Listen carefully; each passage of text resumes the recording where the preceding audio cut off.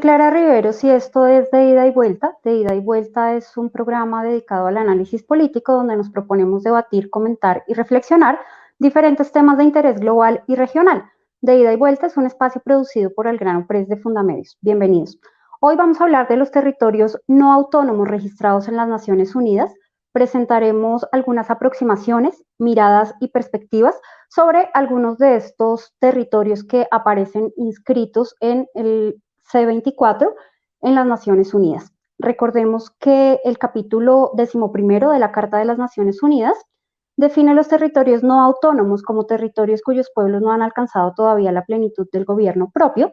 La Asamblea General, en su resolución 66 del 14 de diciembre de 1946, incluyó una lista de 72 territorios a los que se aplicaba el capítulo 11 de la Carta.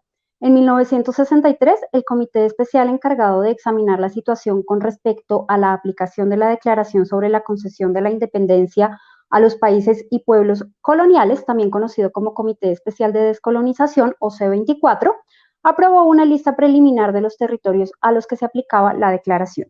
Actualmente siguen figurando en el programa del C24 17 territorios no autónomos. Los Estados miembros que tienen o asumen la responsabilidad de administrar estos territorios se denominan potencias administradoras.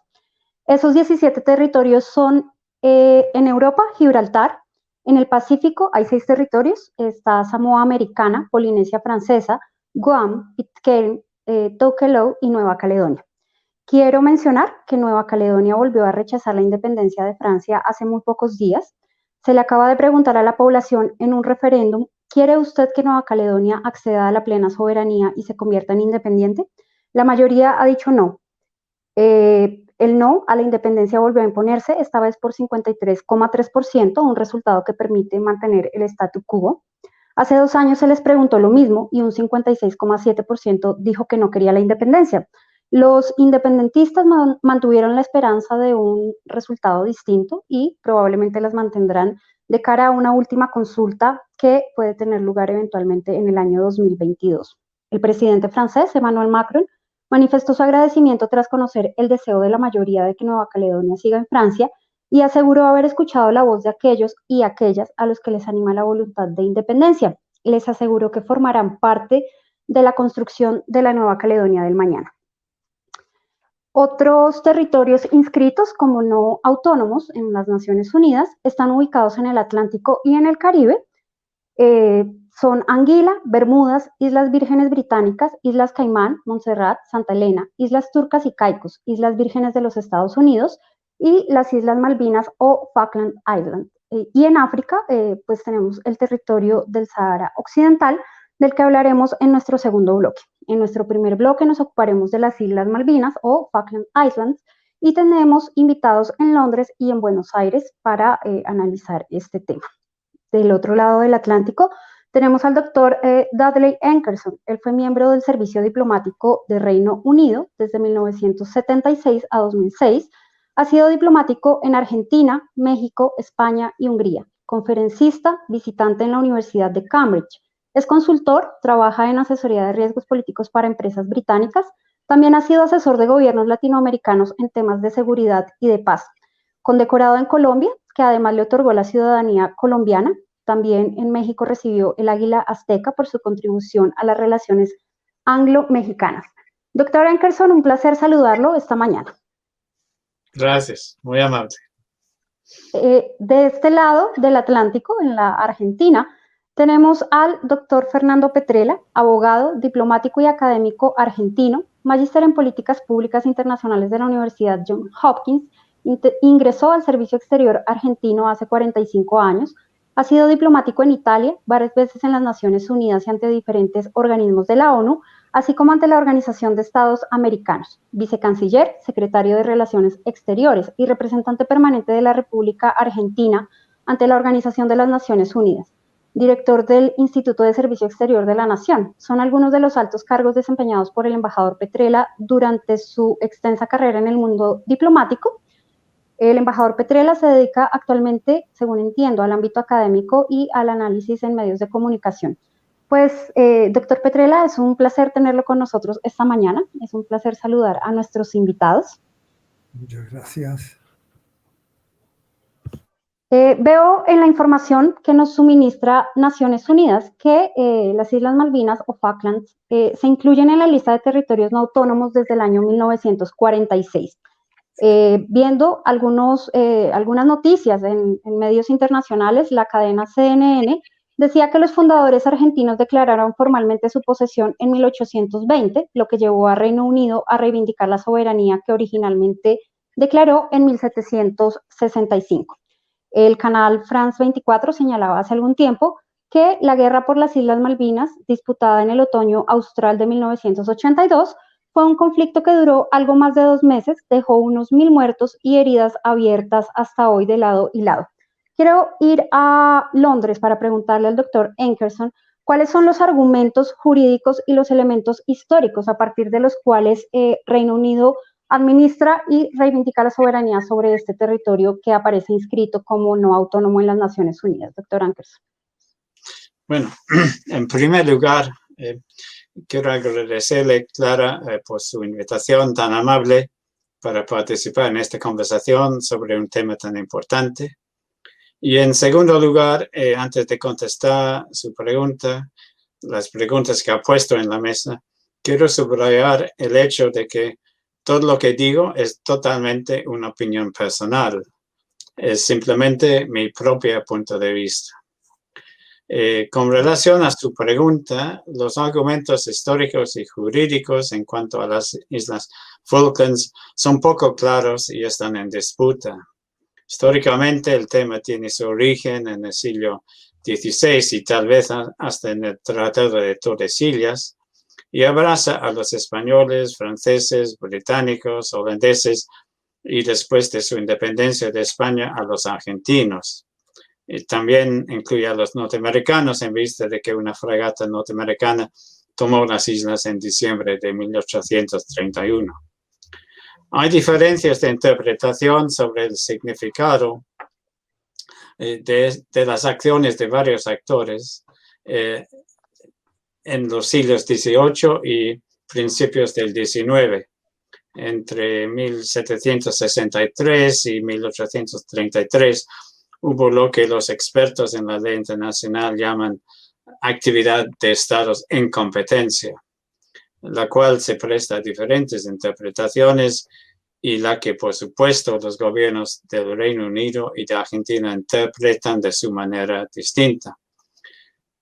La situación en cuanto a la ley internacional está también en disputa, aunque desde mi punto de vista puramente personal y sin ser experto en ley internacional, yo creo que los argumentos argentinos son más convincentes, aunque no concluyentes.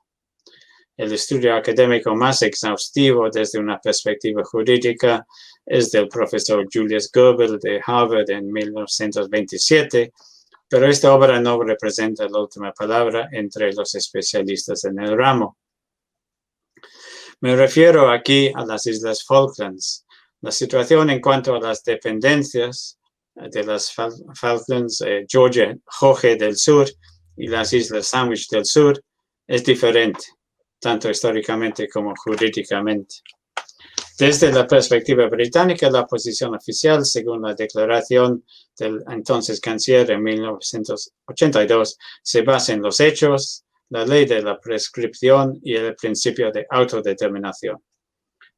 Como ya he dicho, hay distintas interpretaciones de los hechos y muchos expertos académicos dudan de que el principio de prescripción, o sea, ocupación pacífica continua, sea una doctrina aceptable bajo la ley internacional. Pero el fondo del argumento británico es el concepto de la autodeterminación, o sea, el hecho de que los isleños, en términos prácticos, no quieren de ninguna manera que se transfiere a Argentina la soberanía sobre las islas que ellos habitan.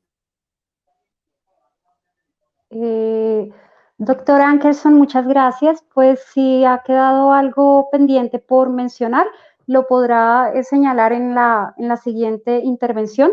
Quiero darle paso al embajador Fernando Petrella en Buenos Aires para que nos aproxime cuáles son esos argumentos jurídicos y los elementos históricos a partir de los cuales Argentina reivindica o reclama pues, la soberanía sobre ese territorio de Malvinas. En primer lugar, quiero agradecerle este ejercicio tan interesante, felicitarla por la clase que usted nos dio al principio, saludar al colega británico, decirle que lo felicito porque el Reino Unido ha obtenido 2 premios Nobel en cuestiones medicinales y científicas muy importantes en estos días, lo que demuestra la calidad de la medicina y de la educación británica, y además quiero felicitarlo porque el Foreign Office es una de las diplomacias más eficientes del mundo, sin duda después de la diplomacia argentina. Dicho esto, quiero decirle que coincido con algunos de los aspectos que ha dicho mi colega británico. Creo que la cuestión de Malvinas tiene antecedentes históricos muy antiguos, muy confusos, y precisamente es por eso que las Naciones Unidas en 1965 adoptó una resolución muy importante en la Asamblea General, la resolución 2065, que recomienda a ambas partes que resuelvan la disputa de una manera pacífica y teniendo en cuenta los intereses de los habitantes de las Islas Malvinas / Falkland.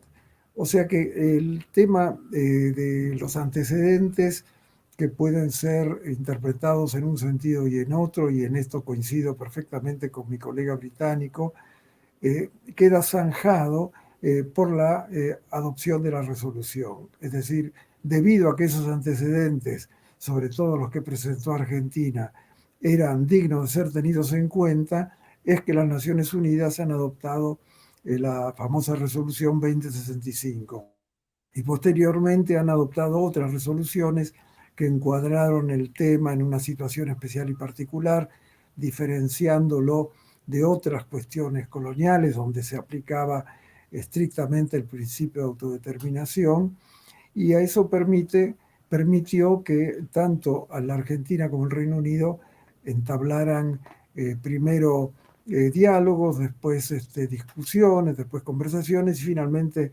negociaciones, a veces sobre el fondo del asunto, otras veces sobre aspectos prácticos, y todas esas negociaciones fueron, yo juzgo, muy útiles. Yo tuve el honor de participar en muchas de ellas y siempre encontré de la parte del Foreign Office un criterio de acercarse a lograr una solución razonable sobre el tema Malvinas. O sea que yo sigo siendo optimista, y lo digo básicamente porque si uno mira los aspectos teóricos de la resolución, la posibilidad de llegar a un arreglo debería ser accesible, sobre todo porque hay una cultura común entre ambas partes, es decir, el Reino Unido y la Argentina, porque hay una relación bilateral que ha sido siempre muy estrecha, con algunos altibajos, pero ha sido siempre muy estrecha, y una relación de proximidad con los isleños que en este momento no es la mejor, pero que ha sabido de tener momentos muy cooperativos y muy próximos. O sea que esos factores que deberían ayudar a encontrar un arreglo razonable están tan vigentes ahora como... Doctor Petrella, muchas gracias. Si ahorita en su siguiente intervención usted quiere complementar lo que está señalando, si le quedó algo pendiente por decir, pues podrá hacerlo.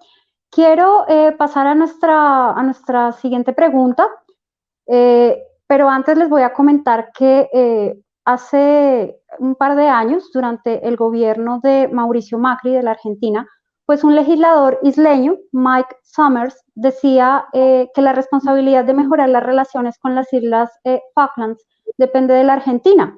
Y señalaba, estamos abiertos a discusiones sobre pesca, turismo, hidrocarburos y comunicaciones externas, siempre que la seguridad nacional no se vea comprometida. Es la Argentina la que siempre ha estancado la discusión. Había mayor perspectiva, digamos, en ese momento. No, en este momento tal vez no es tan clara ese clima, digamos, de mejorar la relación entre isleños y Argentina, pues a partir de algunas declaraciones del presidente actual de la Argentina. Yo quiero preguntarle al embajador Petrella si pues actualmente se entiende que la situación para los diferentes contenciosos territoriales debe incluir los deseos de las poblaciones que habitan el territorio.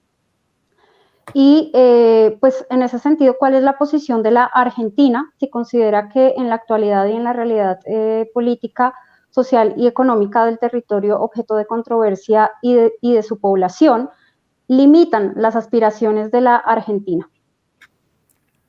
Gracias, Clara. ¿Me escucha usted? Sí, señor. Adelante.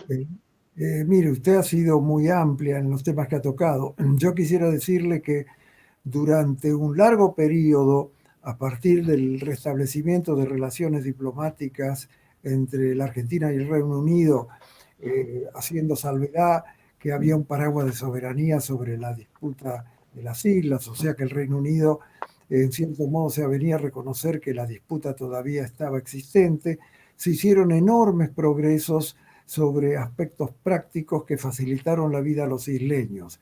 Me refiero al petróleo, me refiero a la pesca, me refiero a la seguridad, me refiero a las comunicaciones. Es más, en ese periodo que diríamos fue durante los años 90, se hicieron cruceros conjuntos para mantener la pesca con posibilidades de explotación y no depredación.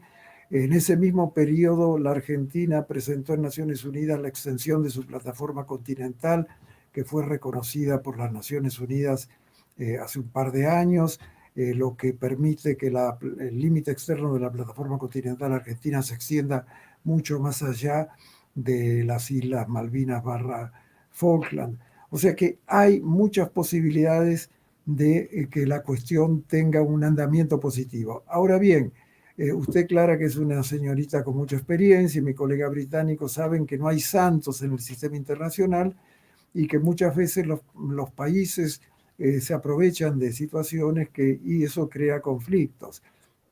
Vale decir, sin perjuicio de todos estos arreglos, en un determinado momento las autoridades que nosotros no reconocemos, pero que administran las islas, dieron permisos de pesca por muchísimos años, con un criterio muy depredador, y un poco pasó lo mismo con la cuestión de los hidrocarburos, que nunca estuvo totalmente arreglada, pero donde había siempre muchas posibilidades de encontrar arreglos. Yo recuerdo haber tenido conversaciones con la personalidad de las islas que se ocupaba del petróleo, la señora Randel, y habíamos llegado a arreglos muy razonables, bueno, que en este momento no están operativos. Ahora, hay que aceptar de la parte argentina que cuando las relaciones con el Reino Unido funcionan muy bien, hay una posibilidad de avanzar en los aspectos prácticos que son la parte preliminar de cualquier otro arreglo de fondo. Y eso ocurrió durante los 90 y ocurrió también durante el gobierno de Mauricio Macri, a punto tal que la primer ministro británico, Theresa May, le mandó una carta al presidente ofreciéndole una agenda, aceptando que había diferencias, es decir, aceptando al máximo que podía decir esa nota que había una disputa, y ofreciendo una agenda sobre hidrocarburos y sobre comunicaciones. Y inmediatamente después de eso, el viceministro británico Duncan viajó a la Argentina para firmar un comunicado muy amplio de cooperación que se podía entender positivamente con obligaciones para ambas partes, pero el gobierno argentino no lo... Gracias, embajador Petrella. Vamos a darle paso a nuestro invitado en Londres para que nos responda en esa misma dirección, pues comprendiendo que las soluciones de los diferentes contenciosos territoriales hoy deben incluir los estados de las poblaciones que habitan el territorio. ¿Cuál es la posición británica al respecto y cuál es la actualidad y realidad política, económica y social del territorio objeto de controversia y de su población? Gracias.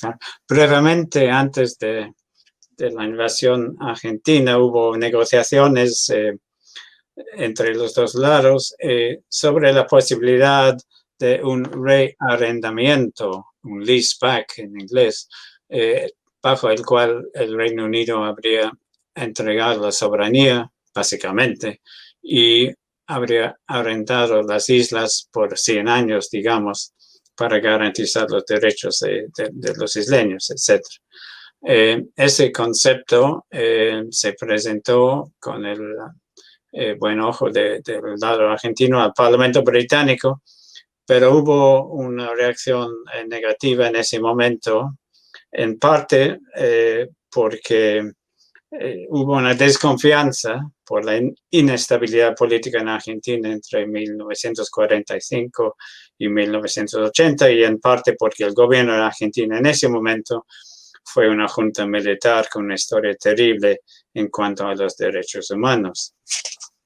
Sin embargo, es probable que el gobierno británico hubiera persistido con ese concepto para ganar el apoyo finalmente de la población y de los parlamentarios si no hubiera sido por la invasión. De hecho, la invasión argentina y su ocupación de las islas por la fuerza cambió todo. El recurrir a la fuerza para resolver un conflicto diplomático representa un principio muy peligroso, no solo en cuanto a este conflicto, sino en otros contextos regionales y mundiales. El gobierno de la señora Thatcher no tuvo opción sino responder militarmente, aunque en la diplomacia intensa antes de la llegada de la expedición militar británica ofreció a la Junta Militar Argentina negociaciones las cuales habrían terminado en una eventual transferencia de soberanía. Como yo me recuerdo, causó sorpresa en ciertos círculos políticos, pero la Junta Militar Argentina las rechazó. La invasión dejó a los isleños muy marcados y los confirmó en su deseo firme de quedarse independientes de Argentina. También, y es muy importante, cambió la política de la disputa. Después del 82, ningún gobierno británico podía verse contemplando la transferencia de la soberanía. Después de la invasión argentina, el énfasis del gobierno se cambió hacia una política de disuasión, o sea, garantizar que Argentina no busca otra vez una solución militar, y fortalecer la economía de las islas para aumentar sus ingresos y ofrecer mayor autosuficiencia. La clave de esto fue la explotación de recursos marítimos, sobre todo el pescado y el turismo. Actualmente la pesca representa entre 50 y 60% del producto grueso de las islas y también hay agricultura y turismo, como digo. En realidad, desde el 82, la economía y la administración de las islas se han transformado de una economía pastoral a una economía de administración más avanzada. Y entre 1982 y 2020, este año, la población... Doctor Enkerson, muchas gracias. Ahorita en su siguiente intervención, si queda algo pendiente por señalar, pues usted podrá decirlo. Quiero explicarle a nuestras audiencias que infortunadamente no pudimos tener la presencia de un isleño en el programa, pero no porque no hayamos querido desde la producción. Estuvimos trabajando toda la semana en encontrar a alguien porque era para nosotros muy importante, claro, tener la opinión de la población que está en este territorio objeto de controversia. Desgraciadamente, pues hay pocos que hablen español. Yo estuve durante el fin de semana, hablé algunas veces con el ex legislador Somers, que cité ahorita, y con otras personas de la isla, pero no pudimos encontrar a una persona que hablara español para que participara en el programa, porque además están ellos en muchos feriados continuos estos días, festividades, entonces no fue posible y creo que es oportuno decirlo y señalarlo. Quiero hacer una tercera pregunta para tratar de comprender mejor este tema, porque este año el presidente de la Argentina, Alberto Fernández, dijo sobre las Islas Malvinas, pues afirmó su intención de que nunca van a renunciar a ellas.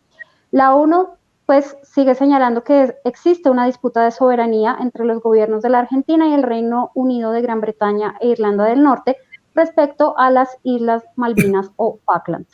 Embajador Petrella, ¿usted estima que la cuestión Malvinas o Falklands debe resolverse en La Haya? Porque yo últimamente a veces leo analistas en la prensa argentina que señalan pues que sería bueno que este contencioso se zanje en el tribunal de La Haya, o ¿cuál considera que es el mecanismo más efectivo para resolver esta controversia con el Reino Unido?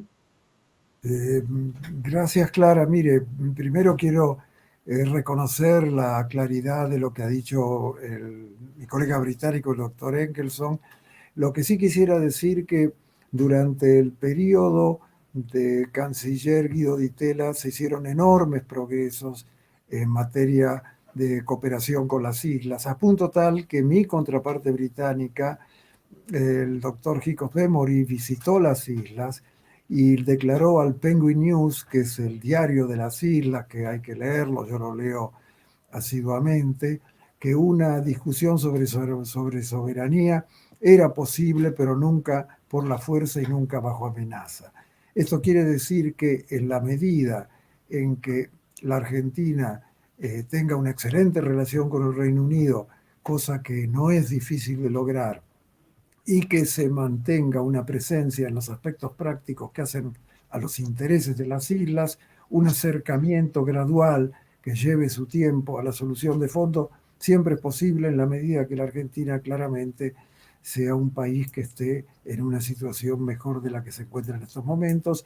Tenemos que ser objetivos al respecto. Y también quiero reconocer que el Foreign Office siempre estuvo buscando soluciones cooperativas, ofreció en los años 70 el condominio, ofreció el retroarriendo, la señora Thatcher ofreció la solución Hong Kong en un momento, nunca supimos si esos ofrecimientos eran realmente sólidos, si eran sinceros, pero en todo caso fueron puestos sobre la mesa y lamentablemente la Argentina por muchas razones no la aceptó. Ahora, yendo a lo que usted me dice, lo que ha dicho el presidente Fernández de las Naciones Unidas, es la posición argentina que no cambia, hay una disputa, hay resoluciones de la Asamblea y hay que resolverla pacíficamente teniendo en cuenta los intereses de las islas. Ahora, como ha dicho el doctor Enkelson, las islas no son ahora lo que eran hace 40 años atrás, eso nosotros lo sabemos.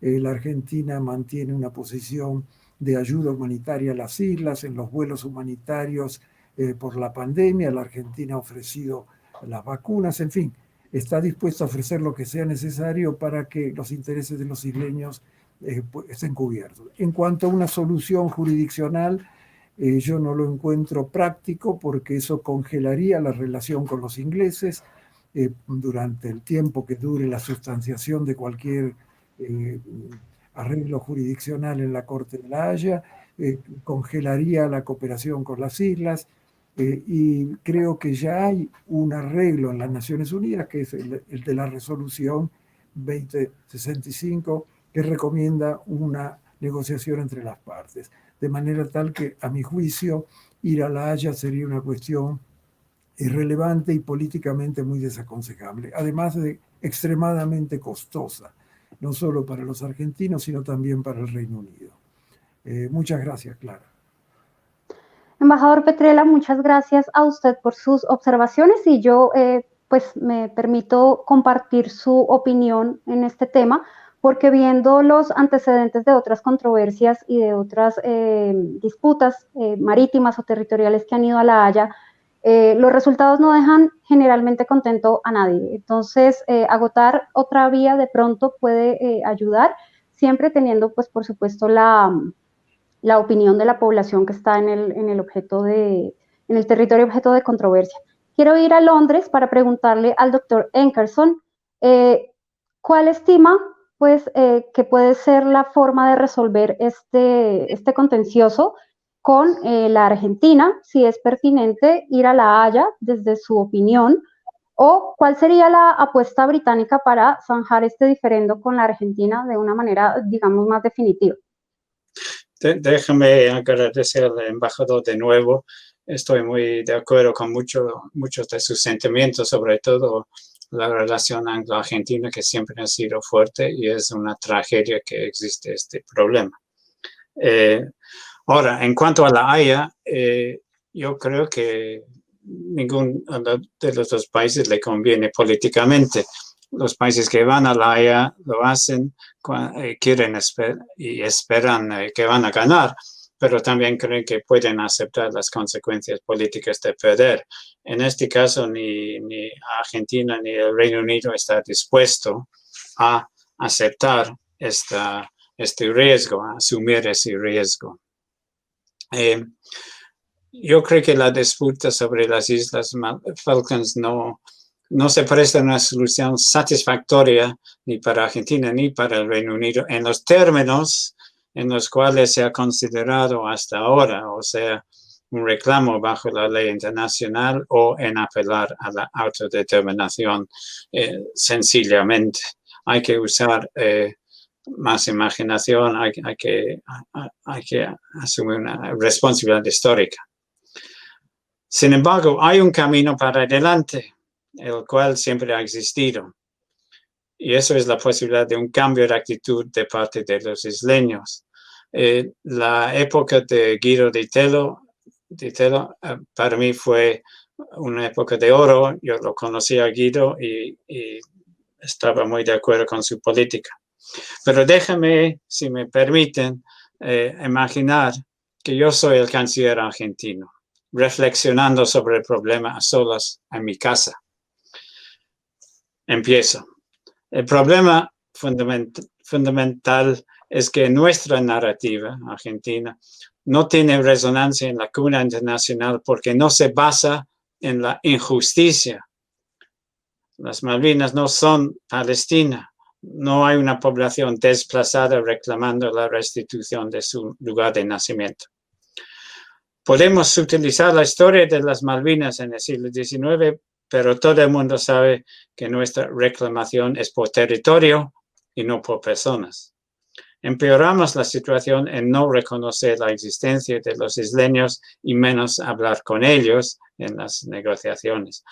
Para un público internacional del siglo XXI, esta actitud es desconcertante, parecemos anticuados, prepotentes y sí un poco colonizadores. La característica de un colonizador es que da más valor al territorio que a las personas. Y en el mundo moderno, la proximidad no es justificación para la unificación. ¿Cómo podemos mejorar nuestra posibilidad de alcanzar el objetivo? Primero, en aceptar que esta disputa es sobre gente, no territorio, lo cual ha sido la clave para todos los procesos de paz exitosos durante los últimos 50 años. Tenemos que aceptar que no podemos forzar a la gente con amenazas a formar parte de nuestro país, sobre todo cuando están cada vez más autosuficientes. Solo podemos persuadir. Y la persuasión tomará tiempo y esfuerzo, tal vez durante varias generaciones. En los años 70, los isleños se enlazaban cada vez más con Argentina. Mandaban a sus hijos a estudiar en colegios en Buenos Aires y venían por atención médica, compras, etc.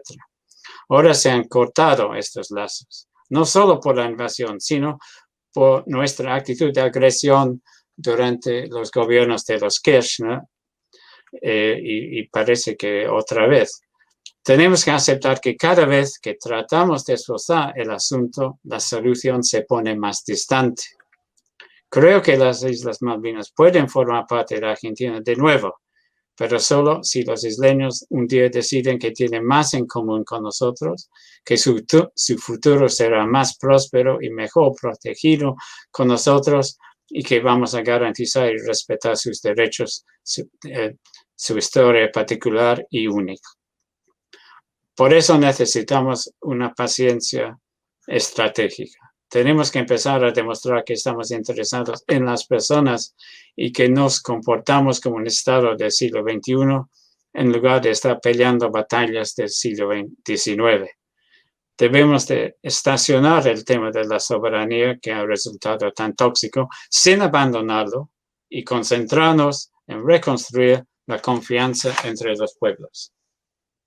Doctor Enkerson, muchas gracias por su intervención. Como puede comprender, yo tengo que darle espacio al embajador Petrella por si él quiere responder a esto que usted acaba de mencionar. Y así vamos a finalizar pues este bloque dedicado a la cuestión de Malvinas o de Falklands. Quiero agradecerle a nuestros invitados su participación con tanta altura y con tanta racionalidad y cerrar este espacio sobre Malvinas y Falklands con la intervención del embajador Petrella respecto a los comentarios de nuestro invitado británico. Doctor Petrella, adelante. Muchas gracias, Clara. Yo tomaría todo lo que ha dicho el colega británico, mi querido embajador Eckerson, y se lo transmitiría al canciller Felipe Solá.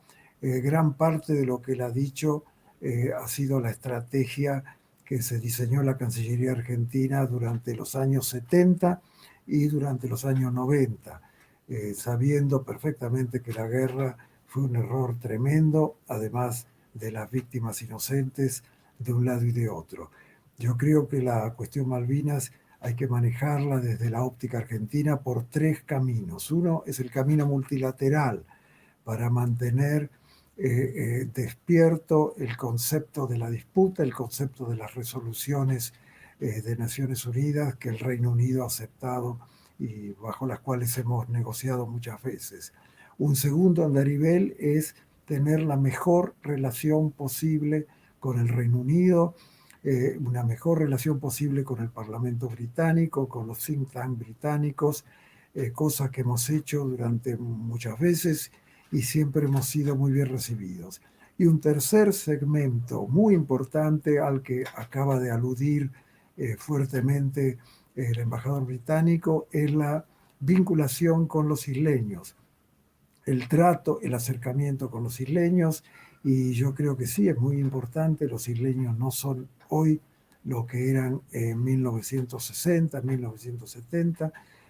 La guerra cambió muchas cosas y nosotros los tenemos que aceptar. A Mike Summers tuve el honor de conocerlo, la señora Edwards también, y muchas de las actuales personalidades de las islas, yo las conozco, las he conocido en algún momento, y creo efectivamente que cuando nos entendamos un poco mejor unos y otros, una solución gradual será posible y para satisfacción de todos. Así que muchas gracias, Clara, y muchas gracias a mi colega británico por su sensibilidad y su conocimiento del tema.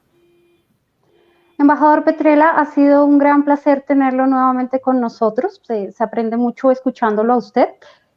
Gracias a nuestro invitado británico, el doctor Dudley Eckerson, por aproximar diferentes elementos desde una perspectiva británica para tratar de comprender este asunto, esta cuestión territorial de las Malvinas o de Falklands. Tendremos que hacer otro programa con el embajador Petrella para que nos explique cómo es eso de que el servicio de la diplomacia argentina es el mejor del mundo. Lo dejamos para otra oportunidad. A ustedes muchas gracias por acompañarnos. Esperamos tenerlos de ida y vuelta en otra ocasión. Pues vamos a pasar a nuestro segundo bloque para hablar de otro de los territorios no autónomos inscritos en las Naciones Unidas, que es el del Sahara Occidental, situado en el norte de África. Tendremos invitados desde el territorio objeto de controversia, también en España, y también tenemos, por supuesto, la interpretación de un invitado marroquí para tratar este tema. Vamos a saludarlos. Pues para hablar de este contencioso territorial que tiene lugar en el norte de África, tenemos al exdiplomático marroquí Jamal Mejbal, al señor Hash Ahmed, secretario del naciente movimiento Saharauis por la Paz. También tenemos al señor Ramdan Messaoud, presidente de la Asociación Saharaui de Derechos Humanos. Ramdan y Hash Ahmed son oriundos del territorio objeto de controversia, han estado en las filas del movimiento Frente Polisario y han abandonado esa estructura político-militar. Pues quiero empezar y voy a preguntarle en primer lugar al señor Mejbal, ¿por qué el Sahara Occidental está registrado y continúa registrado como territorio no autónomo?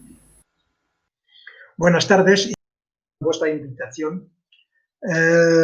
el tema de Marruecos es un país-estado de los más antiguos del mundo, fundado en el siglo VIII, y varias dinastías proceden precisamente del Sahara.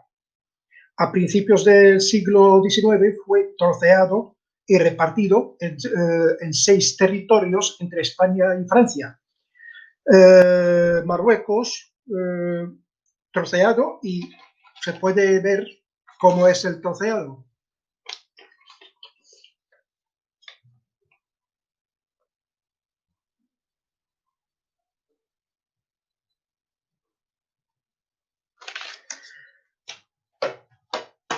Marruecos, después de la independencia, ha ido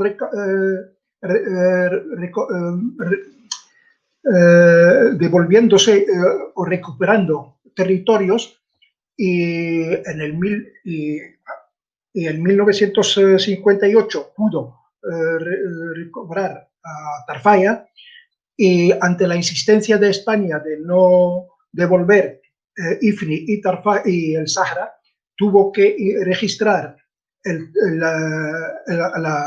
su reivindicación en las Naciones Unidas, y en 1963 ha sido incluida como territorios no autónomos tanto el Sahara como Sidi Ifni. Incluso hubo varias resoluciones de la Asamblea General instando a España a negociar con Marruecos la forma de la independencia de estos 2 territorios y con Marruecos. De hecho, en 1969 devolvió España a Sidi Ifni, y en 1975 se devolvió el Sahara a raíz de la Marcha Verde que el Consejo de Seguridad instó a las partes a negociar una solución. Lamentablemente se quedó la misma solución que fue el Acuerdo de Madrid del 14 de noviembre de 1975, ha sido registrado en las Naciones Unidas, y fue la misma Asamblea General tomó nota en el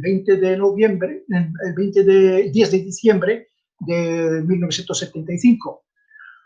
No obstante, a pesar de eso, quedó registrada por la obstinencia de Argelia de mantener. Yamal, gracias por tu intervención. Se te ha terminado el tiempo.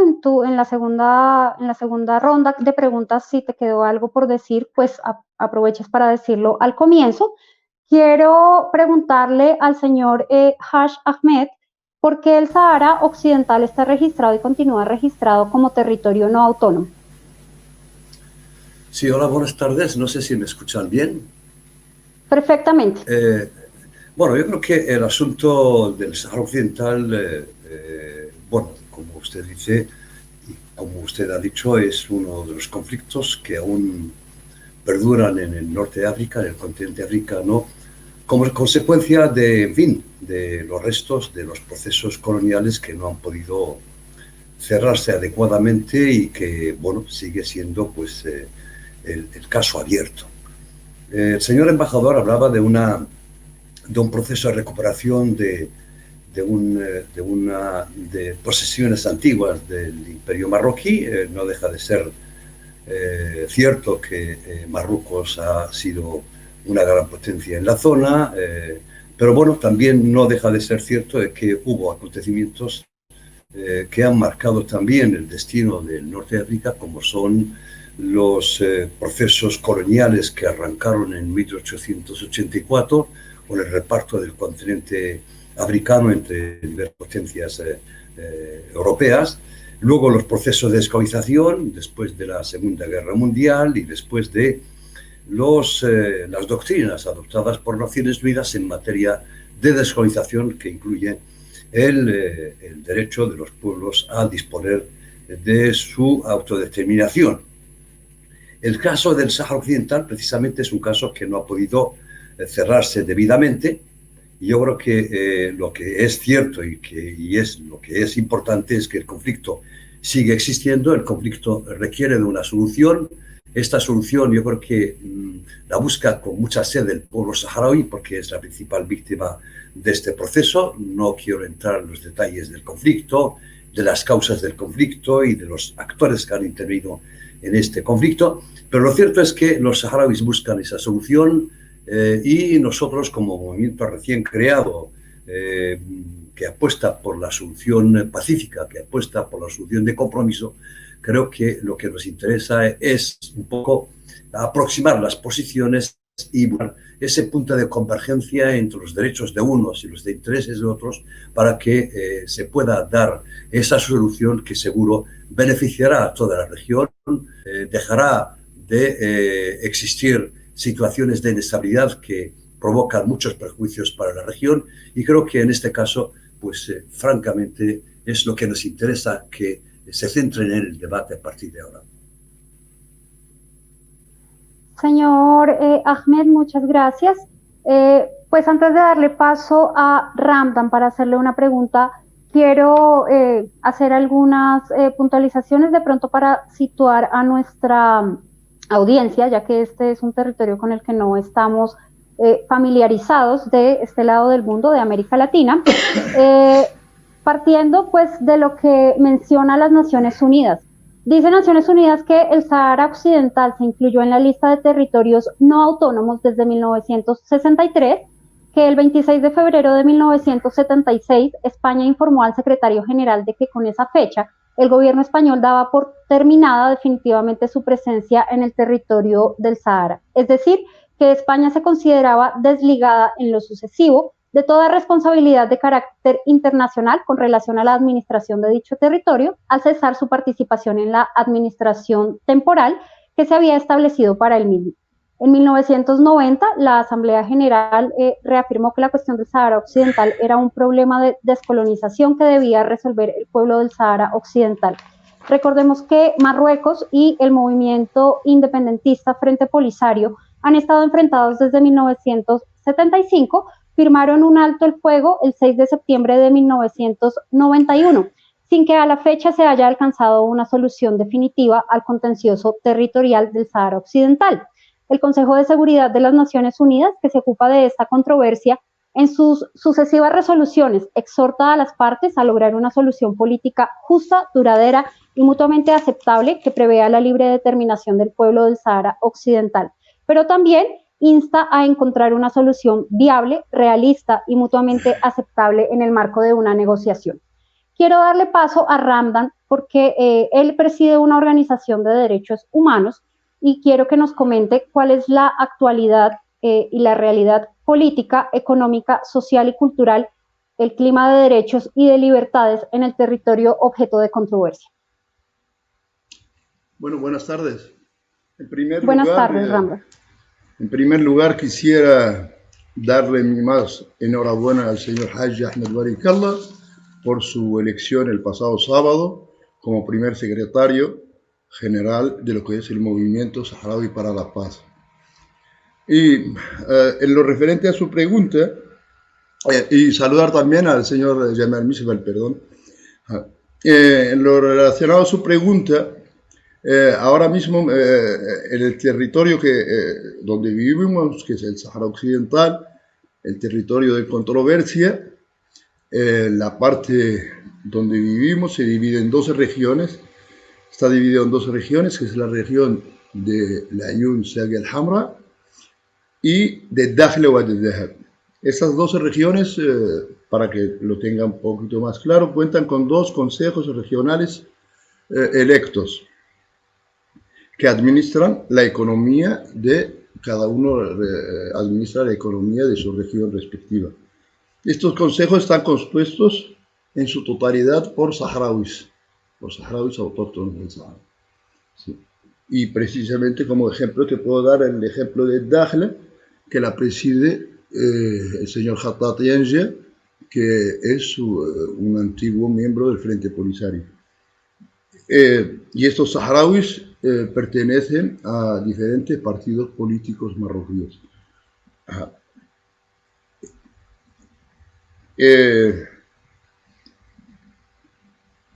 La economía de estas dos regiones se basa principalmente en la minería y la pesca, principalmente, en menor grado en ganadería. Y en lo referente a los derechos humanos, que ya es el tema que yo más bien controlo, esta región ha vivido diferentes etapas en derechos humanos. Ha vivido la época de la que llamamos la época de plomo, que había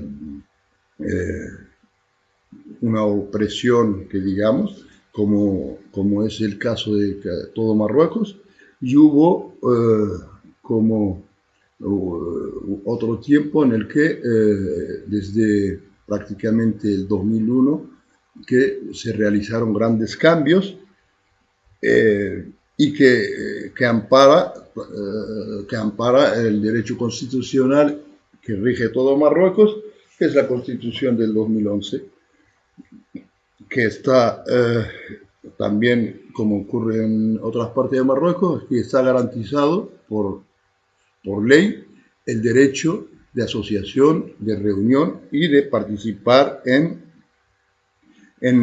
campañas políticas, etcétera, etcétera.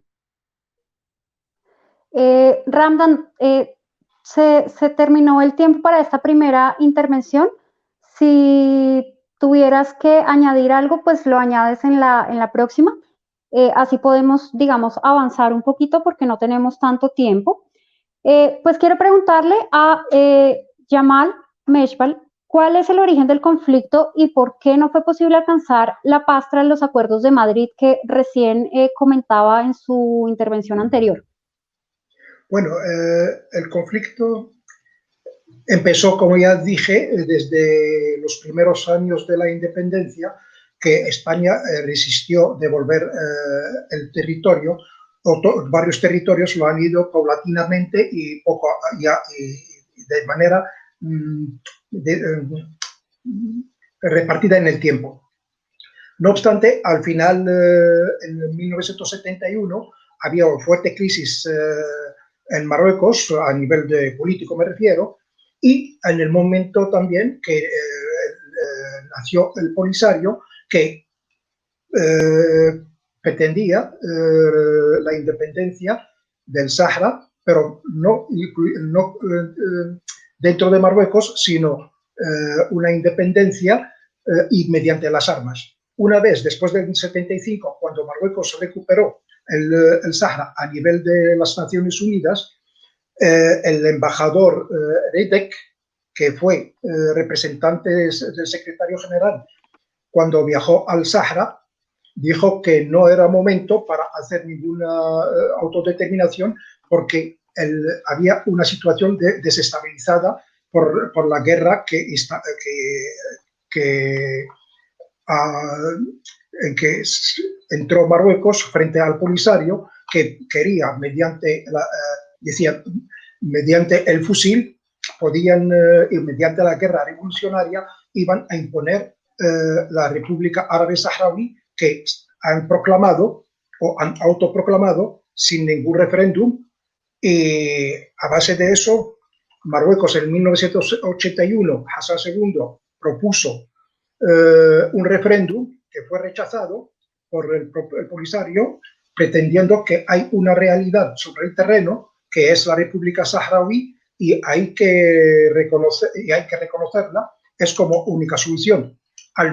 Tuvo que tardar 10 años para que en 1991, ante que Marruecos pudo lograr construir el muro y entró Argelia en crisis, es cuando aceptaron el plan del referéndum, pero ese referéndum querían que sea a la medida y una autodeterminación predeterminada, como decía un ministro de Asuntos Exteriores de España. Y, por supuesto, un referéndum excluyente donde la inmensa mayoría de los saharauíes no podían figurar, e insistiendo que sea solamente el 74.000 saharauis, mientras el mismo Polisario en 1975 ante la comisión investigadora que llegó a la IUN declaraba que había 750.000, había... Gracias, Yamal. Pues quiero darle paso al señor Haj Ahmed para que nos comente desde su perspectiva cuál ha sido la causa de este conflicto tan prolongado y por qué no se ha podido encontrar una solución, Haj. Bueno, yo creo que las causas del conflicto son obvias. Aquí pues hubo una serie de acontecimientos que han impedido pues, que el desenlace del proceso de descolonización culminase como era debido. Y lo importante es que esas circunstancias, entre las que tuvo una gran presencia la Guerra Fría, los protagonismos regionales de los países, fundamentalmente el papel un poco tóxico del coronel Gaddafi en la zona, en fin, esa situación y sobre todo la mala suerte que acompañó a los saharauis es lo que finalmente dio lugar a este conflicto. Pero bueno, a mí lo que me interesa y lo que me interesa subrayar es que todos estos esfuerzos de Naciones Unidas han fracasado y que el plan de paz, el último de ellos que arrancó en 1990, tampoco ha dado ningún resultado y seguimos con un conflicto abierto y con una población que sigue sufriendo las consecuencias del mismo. A mí me interesa, más que relatar el pasado y los vaivenes del pasado, es centrarnos en el futuro y saber hasta qué punto podemos avanzar hacia un punto de convergencia que nos permita salir de la crisis y conseguir una fórmula de compromiso que saque a todos del agujero negro en el que está instalado este conflicto. Desde luego, el transcurso del tiempo no va a cerrar por sí solo el conflicto. El conflicto tiene que sellar su final, un acuerdo de paz entre las partes, en las que evidentemente una fundamental es Marruecos, el Reino de Marruecos.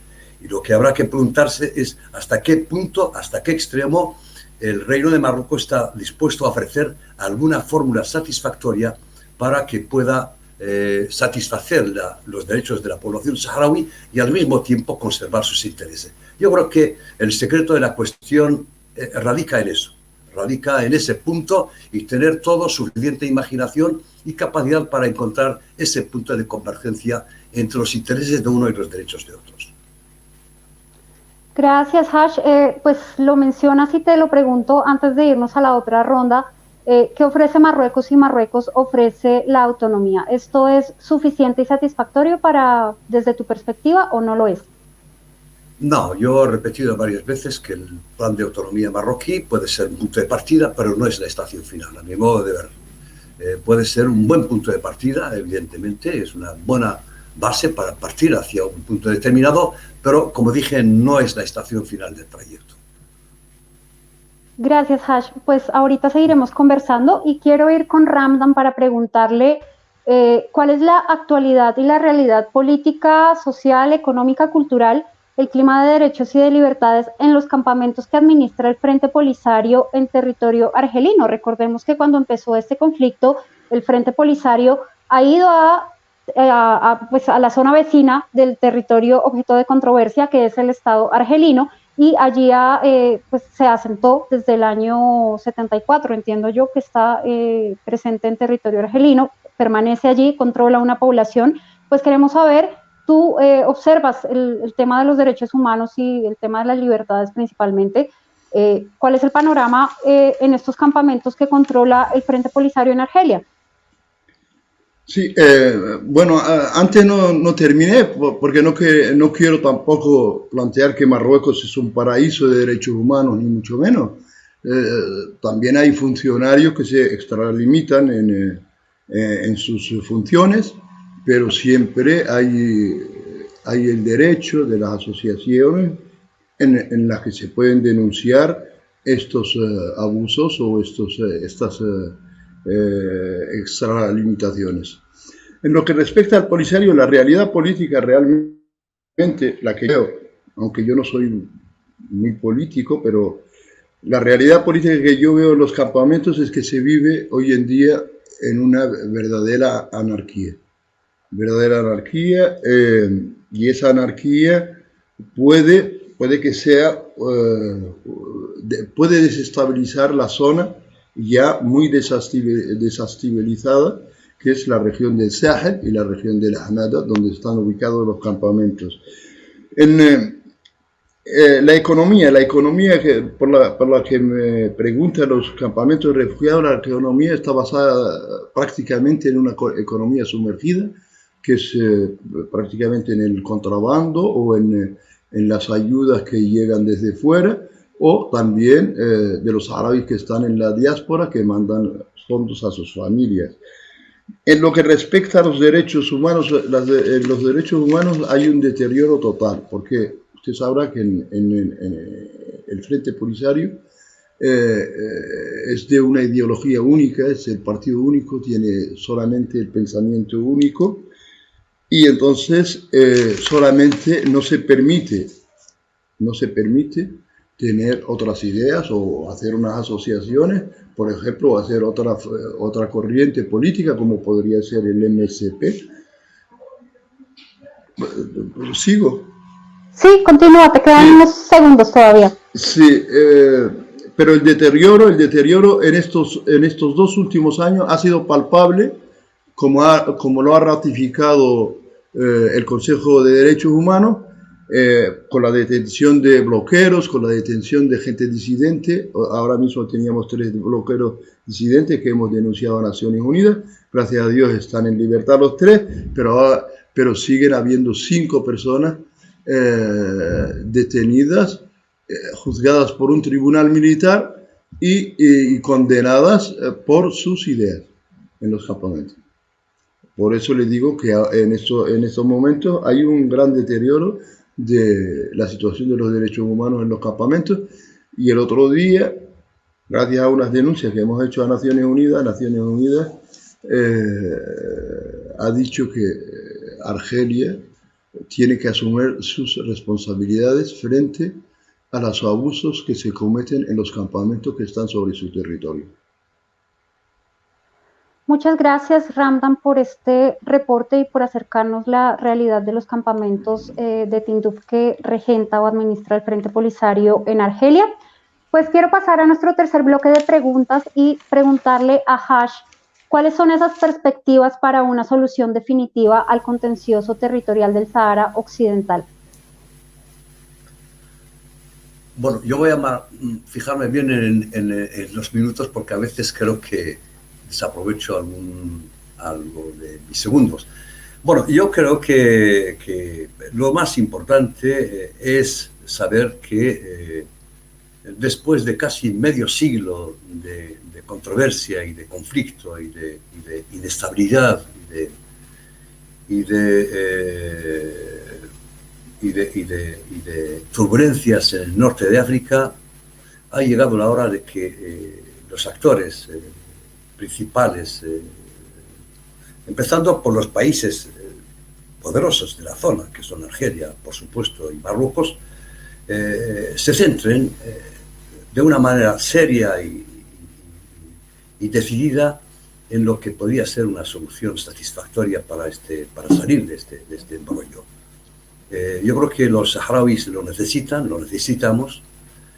Creo que 50 años de inestabilidad y de guerra y de calamidades y de penalidades es suficiente como para tener suficientes razones para iniciar este camino hacia la solución definitiva y pacífica. Es lo que nosotros, en fin, es a mi modo de ver la razón de ser de este nuevo movimiento que ha surgido de las entrañas del Frente Polisario para tratar de crear una tercera vía, ya que los procesos hasta ahora han fracasado. Naciones Unidas no ha podido buscar un punto de convergencia entre las dos posturas, y queremos nosotros, como tercera vía, que somos capaces de encontrar ese punto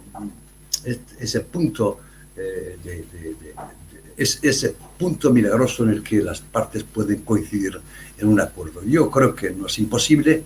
Con suficiente imaginación y con predisposición y voluntad es fácil de conseguir. Nosotros en nuestro último congreso hemos hecho un llamamiento a las partes y especialmente al Frente Polisario y a otras fuerzas políticas y corrientes, incluidos los electos en la administración marroquí de origen saharaui, que todos nos centremos en buscar una estrategia común que nos permita avanzar hacia esta fórmula de compromiso. Está claro que la guerra no es el camino, que la guerra ha fracasado, que Naciones Unidas han fracasado y nosotros los saharauis somos los que tenemos que remangarnos las camisas y buscar esa salida. Y creo que ese es el camino y nosotros como movimiento recién creado creemos que ese es nuestro camino y es ahí donde debemos invertir el tiempo y los esfuerzos. Haj, muchas gracias por tus observaciones. Pues quiero darle paso a Yamal para que nos comente cuáles son esas perspectivas para una resolución definitiva al contencioso territorial del Sahara Occidental. Bueno, yo el tema del Sahara lo sigo desde 1975 escribiendo en periódicos sobre el tema y tenía una visión muy pesimista y de verdad me siento muy contento al escuchar al Haj Ahmed porque abre unas perspectivas, porque me viene ahora a la mente una frase de Van Balsum que decía: mientras que el Polisario insiste en la opción independencia, Marruecos la va a rechazar y las Naciones Unidas va a pedir a las partes a una negociación. Quiere decir, estábamos bloqueados en un círculo vicioso. Ahora, por primera vez, escucho una voz sensata, prevista, que prevé salir del inmovilismo que desde 1975 se situó Argelia, y al escuchar Tercera Vía, cuando escucho que podemos ver y mejorar la propuesta marroquí, es exactamente lo que creo que un tan experto como Van Balsum decía, que proponía hace ya más de 5 años que el Polisario, si deja la opción maximalista y que integre, pero discutiendo fuerte en la propuesta marroquí, mejorándola y no solamente haciendo enmiendas, sino aportando una visión de conjunto, y se puede llegar a una solución, porque hay que partir de una negociación de buena fe, sincera, donde no haya vencedores ni vencidos, sino todos. Lo que nos une mucho más que lo que nos separa, y lo que nos espera es un Magreb unido, que lo tenemos paralizado, y hay unas luchas por las defensas de derechos humanos, libertades dentro de Marruecos, incluso del Magreb, que entramos en una lucha marginal, entre comillas, sobre el tema del Sahara, y eso muchas veces sirve como argumento para algunas fuerzas, tanto en Argelia como en Marruecos, de contrarrestar las libertades. Creo que juntos, aunando esfuerzos, podemos hacer muchas cosas. Y gracias al Haj Ahmed, le felicito. Gracias por tus observaciones y quiero hacerte una pregunta para una respuesta rápida. Dice Haj Ahmed que la autonomía puede ser un buen punto de partida, pero no un punto de llegada. Marruecos ha dicho en reiteradas ocasiones que la autonomía es todo lo que puede ofrecer. ¿Qué puede ofrecer Marruecos de atractivo y de mayor atractivo que sume a esa propuesta de autonomía para buscar una solución definitiva a este contencioso? Muy buena pregunta. Pues la verdad es, Marruecos, Mohamed VI mismo dijo que Marruecos ha ofrecido el techo, no puede ir más allá. No obstante, dentro de ese techo y dentro de la soberanía marroquí hay mucho margen que hacer. Que se negocie sobre las competencias autonómicas, sobre los mecanismos que se pone al alcance las garantías que se ofrece a nivel nacional e internacional, creo que por ahí se puede llegar, y lo digo sinceramente, creo que por ahí va el buen camino. Gracias, Yamal. Quiero darle paso a Ramdan para que nos hable acerca de los deseos y de las aspiraciones de las poblaciones del Sahara, tanto de quienes habitan el territorio disputado como de aquellos que se encuentran fuera del territorio, bien sea por voluntad o porque están retenidos en Tinduf, que esta también es una realidad de la que hay que hablar.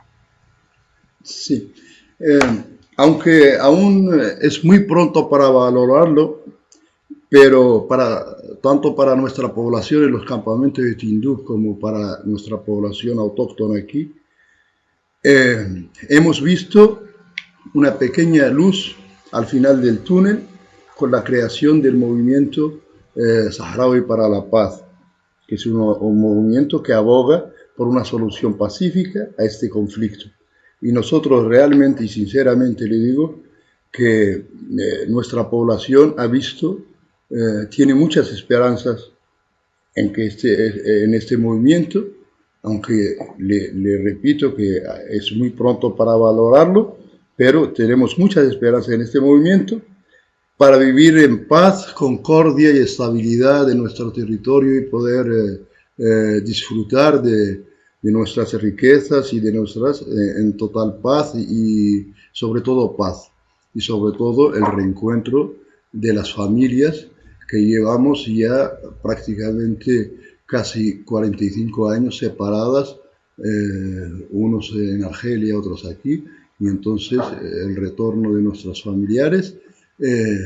Por eso le digo que gracias a la creación de este movimiento estamos viendo una pequeña luz al final del túnel.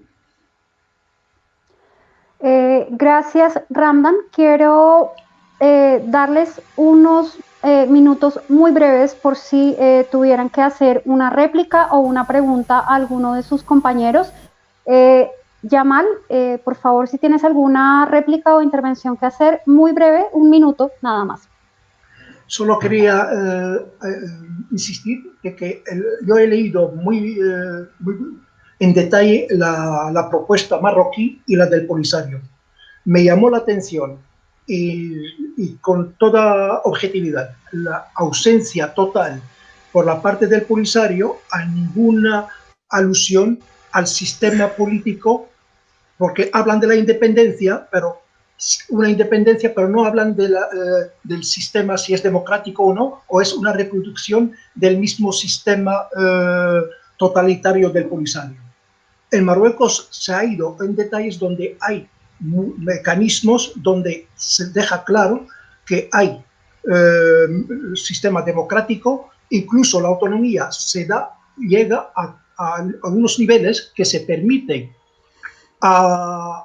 cuando se hable del tema del Sahara a nivel internacional, que el gobierno del Sahara esté presente, y también que en la planificación y desarrollo puede haber un desarrollo interregional junto a países como Mauritania o Argelia, incluso Canarias.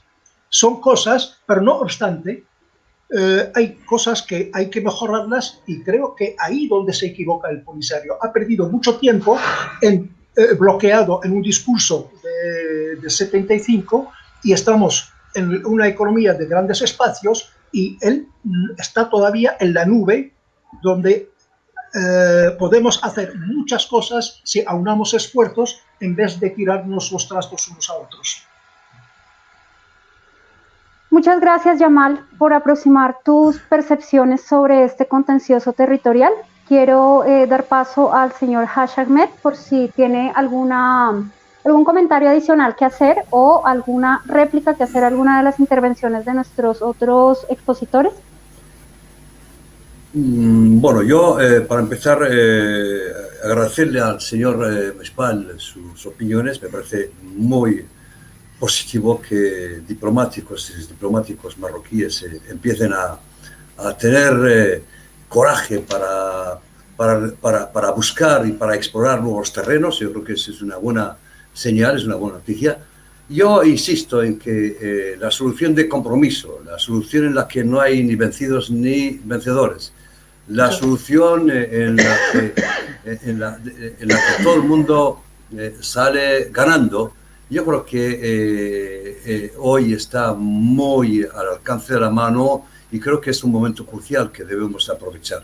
A mí me gustaría que se perdiera, que se abandonara ese discurso permanente Polisario Marruecos, Argelia, y se centrase en una cosa mucho más positiva. Nosotros como movimiento hemos ofrecido una fórmula de compromiso que consiste en una entidad saharaui con gobierno, con parlamento, con poder judicial y negociar competencias compartidas, exclusivas y competencias, en fin, que eso es lo que debe centrar nuestro esfuerzo en el futuro y es por ahí donde deben ir los tiros.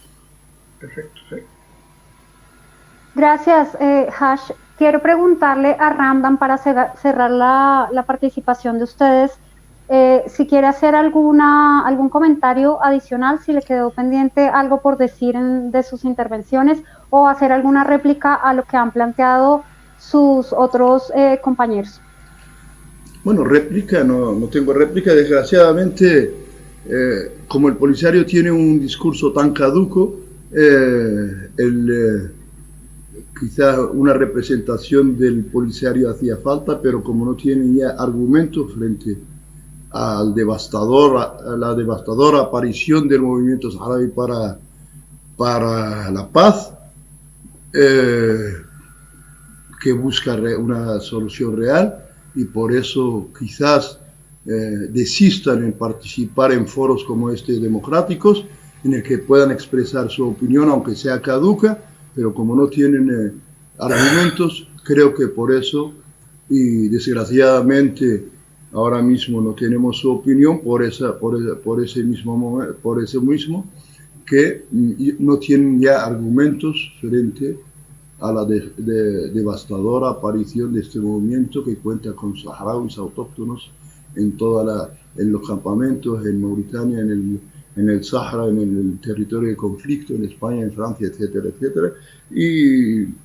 Y eso hay que tenerlo en cuenta y pido también, sobre todo a ustedes en Latinoamérica, un apoyo a esta nueva luz que estamos viendo al final del túnel, a ver si podemos desarrollarla y que tenga éxitos en su andadura, aunque ya le dije antes, es pronto para valorarlo, pero se ha recorrido un gran paso. Pues a ustedes muchas gracias por aceptar participar en este programa para aproximarnos elementos y tratar de comprender un poco mejor este contencioso territorial, pues que se ha prolongado en el tiempo, ya completa casi 5 décadas sin alcanzar todavía una solución. Respecto a la posición del Frente Polisario, yo quiero decir que yo como conductora de este programa contacté con la oficina de prensa del Frente Polisario en Madrid e inicialmente un periodista había aceptado participar en el programa, pero pues ayer a la noche de último momento él canceló su participación, me propuso invitar a un académico español. Yo le dije pues que no me interesaba porque era como si yo fuera a invitar también a un español o a un francés para que hable por Marruecos y pues no me parece que corresponde en este programa. Los saharauis, y se lo dije, no quiero ofender a nadie, pero lo he dicho, los saharauis tienen que comportarse como mayores de edad que pueden hablar por sí mismos sin tener que otra persona represente su voz, ¿no?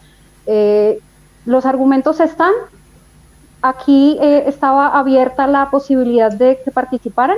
De todas maneras, ahora enseguida de que termino con ustedes voy a tener un segmento con una activista feminista, es una mujer saharaui, y ella pues defiende claramente la posición de la independencia del territorio, quizá haga alguna mención a este tema, Entonces, de alguna manera vamos a aportar las diferentes perspectivas que hay sobre este contencioso. A ustedes muchas gracias por aproximarnos y aportar sus miradas y sus perspectivas para tratar de comprender este contencioso y también pues las posibilidades de hallar una solución definitiva. Gracias y que tengan una buena tarde. Haji está pidiendo la palabra. Simplemente unos comentarios, no sé si me lo permite la conductora. Se lo permito, si son muy breves, por favor. Bueno, trataré de ser muy breve. Yo querría simplemente hacer al ex embajador. Ex embajador fue embajador, ¿no? No. Simplemente he sido diplomático. Penitenciario. Bueno, pues nada. Es un mensaje para la clase política marroquí. Que no esperen hasta ver a los saharauis claudicar con el pañuelo blanco.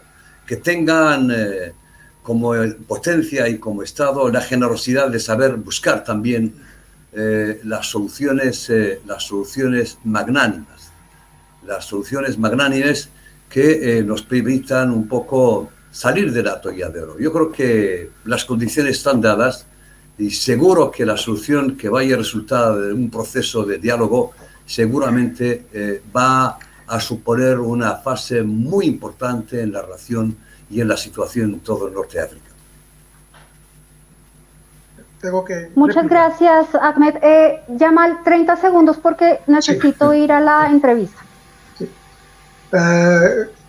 Creo que Marruecos, para él, no hay, no quiere ni es su intención ni de ningún marroquí, de ciudadanos de a pie ni gobernantes, una réplica o un ganadores y perdedores. Todo lo contrario. Si hacemos estudio cronológico, es Marruecos que ofreció en 1981 el referéndum. No fue posible. Actualmente ofrece, porque entre todos, repito, todo lo contrario. Cuando hemos recuperado el Sáhara del colonialismo español, todo marroquí daba dinero para la promoción del Sáhara.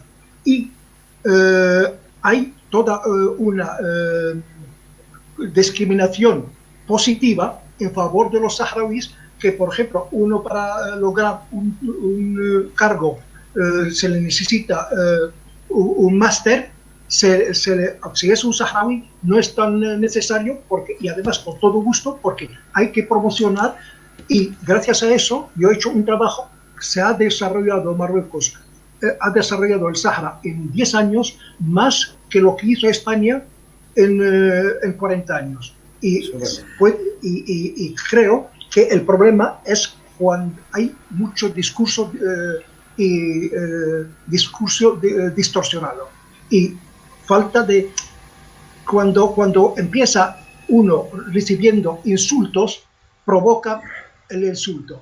Cuando hay unas buenas palabras, a mí me han dicho otros diplomáticos amigos que es una persona de diálogo. Cuando se habla con una persona de diálogo, te obliga a ser una persona dialogante. Cuando se empieza con el insulto, no hay más, se entra en esa dinámica negativa.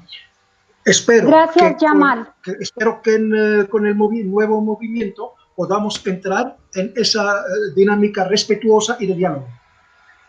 Gracias, Yamal. Ya que lo mencionas, y aprovecho para decirlo a ustedes, y pues lamentablemente no hay participación de alguna persona del Frente Polisario, pero yo sí creo que la solución parte por tratarse con respeto y escuchar al adversario, y esto es para marroquíes y para saharauis que apoyan tanto la posición marroquí como la posición independentista. Pues hay que evolucionar el lenguaje, creo yo, y el respeto. No pueden seguir 50 años más hablando de enemigo, traidor, mercenario, porque eso no tiene sentido ni razón de ser. Hay que abogar por posiciones racionales y un diálogo, finalmente, que es lo que permite alcanzar una solución. Quiero darles las gracias por participar de este programa y vamos a pasar a nuestro último segmento con Nazara Said. Ella es una activista feminista que nació en los campamentos saharauis de Tinduf y actualmente vive en España. Nazara, gracias por acompañarnos esta tarde. Pues como te pude comentar antes de tu conexión, estábamos conversando con otras personas respecto al contencioso del Sahara y pues que presentaron sus perspectivas y diferentes opiniones y posiciones respecto a este contencioso territorial. No sé si tú quieras agregar algo, porque sé que claramente tienes una posición diferente, una posición favorable a la independencia de este territorio. Si quieres, comenzamos por ahí. Vale, estupendo. Yo estoy a favor de la independencia, estoy absolutamente en contra de cualquier resolución que permita que seamos una autonomía, en absoluto, puesto que no tenemos nada que ver con Marruecos, ni cultural, ni lingüísticamente, ni compartimos muy poco. Más allá de la religión, el resto no lo compartimos, además de que no pertenecemos a ese pueblo, somos totalmente distintos. Por tanto, creo que no debe de haber otra vía que no sea la independencia absoluta de nuestro pueblo y poder gozar de nuestro territorio. Los saharauis somos nómadas por naturaleza y jamás podríamos estar viviendo bajo el reinado de un monarca absoluto. Eso bajo ningún concepto lo vamos a permitir, menos todavía la juventud de hoy en día. Preferiría vivir 1000 años en un campamento de refugiados que bajo un monarca absoluto. Bueno, tenemos que decir ahí también, saharauis, que tienen una opinión diferente de la tuya. En este sentido, digamos, tu posición y tu opinión entiendo yo que es cercana a la del Frente Polisario, que reclama esto que tú acabas de mencionar. ¿Es así? Absolutamente.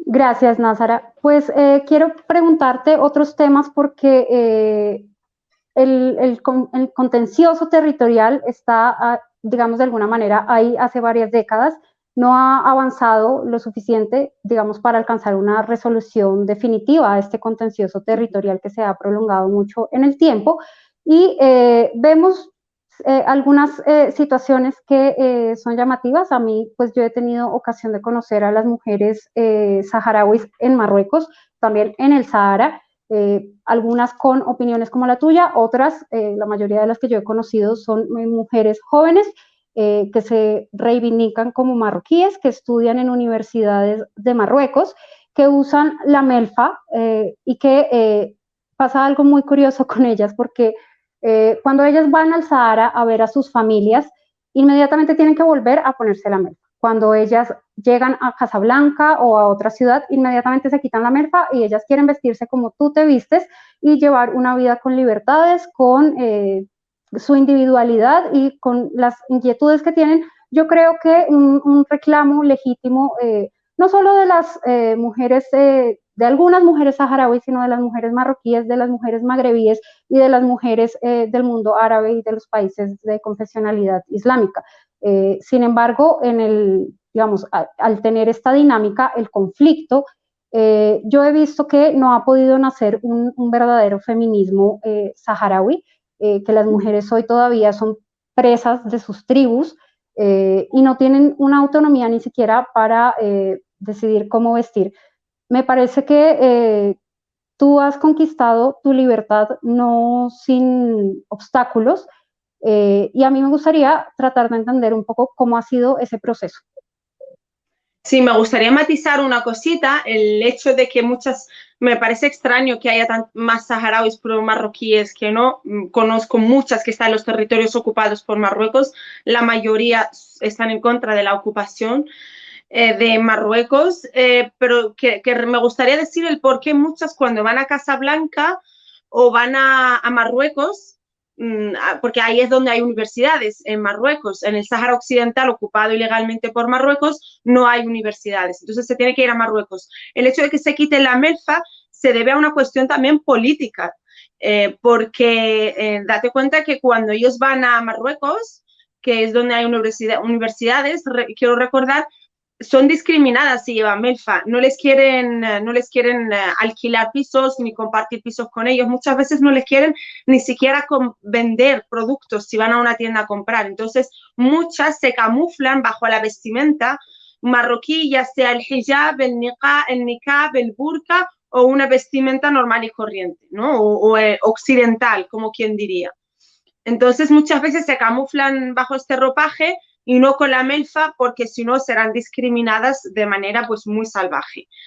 A eso le añado que también es cierto que en nuestra sociedad saharaui la melfa es una vestimenta obligatoria, nos obligan a llevar esa melfa porque, bueno, por el tema religioso. Esta problemática también existe en Marruecos, no solo en el Sahara.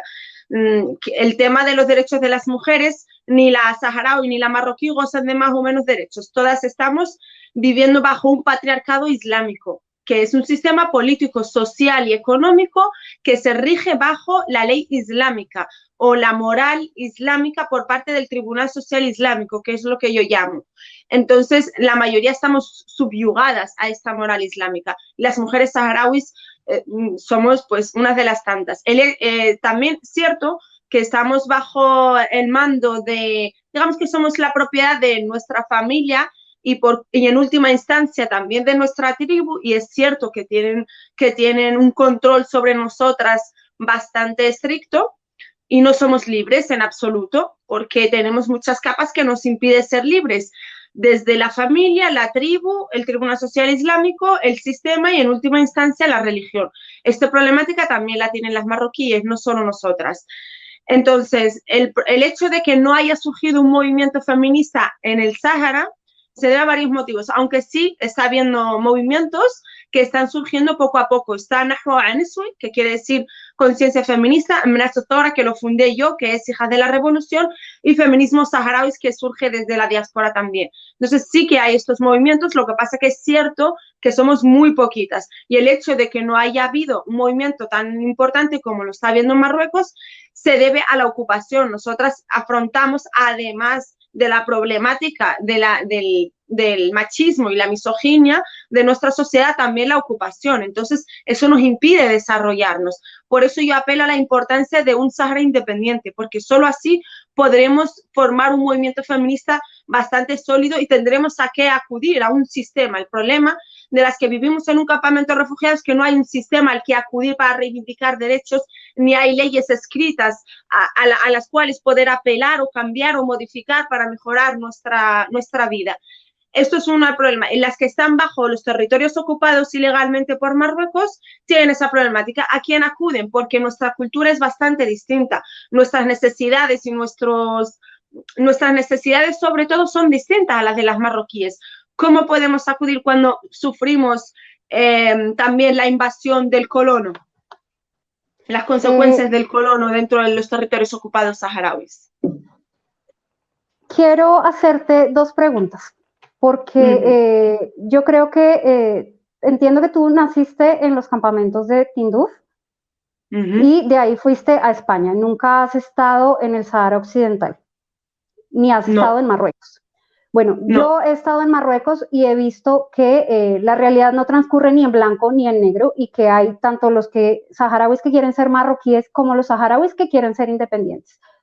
La problemática de las mujeres, yo te digo porque conozco mujeres saharauis y he hablado con ellas y hay mujeres que a mí me contactan en privado para decirme de la situación de machismo que sufren a partir de sus tribus y de cómo ellas buscan excusas para permanecer en las otras ciudades estudiando y haciendo sus doctorados y prolongar sus estudios para no regresar al Sahara a insertarse otra vez en ese sistema patriarcal tribal que les impide desarrollarse y ser libres.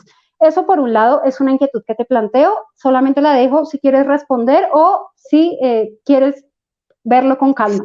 La otra cosa que quiero plantearte es, hipotéticamente en un Sahara independiente, ¿qué es lo que tú reclamas?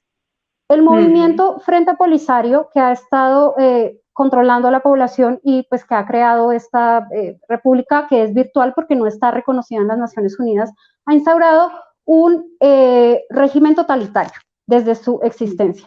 ¿Cómo crees tú que un Sahara independiente bajo el control del Frente Polisario, las mujeres van a tener la posibilidad de vivir en democracia, con libertades, en un régimen supremamente radicalizado de partido único? A ver, usted tiene que comprender que el Frente Polisario no es un partido político, es un movimiento de liberación. Entonces, eso hay que partir de allí. Cuando ya tengamos un Sáhara independiente, entonces ahí pues habrán distintos partidos y ahí se podrá votar libremente. Pero actualmente el Frente Polisario no es un partido político, sino un movimiento de liberación, como lo es también los que están en Palestina. Si hay algo que compartimos las mujeres feministas palestinas y las mujeres feministas saharauis, es que precisamente nos enfrentamos a muchas problemáticas, o a dos muy importantes: la misoginia que sufrimos, más la ocupación de nuestros territorios, la invasión, la colonización de nuestros territorios. Entonces, en Marruecos, Argelia no tiene la problemática de que sus territorios, las feministas sobre todo, de que sus territorios están siendo invadidos. Por eso ellas pueden enfocarse solo y exclusivamente en la lucha en pos de sus derechos como mujeres. Nosotras, las mujeres saharauis palestinas, tenemos que enfocarnos en la lucha en pos de nuestros derechos como mujeres, que ya le digo, efectivamente es tribal, patriarcal, etc., y además también en la lucha en contra de la colonización de nuestros territorios, porque es lo que nos impide desarrollarnos.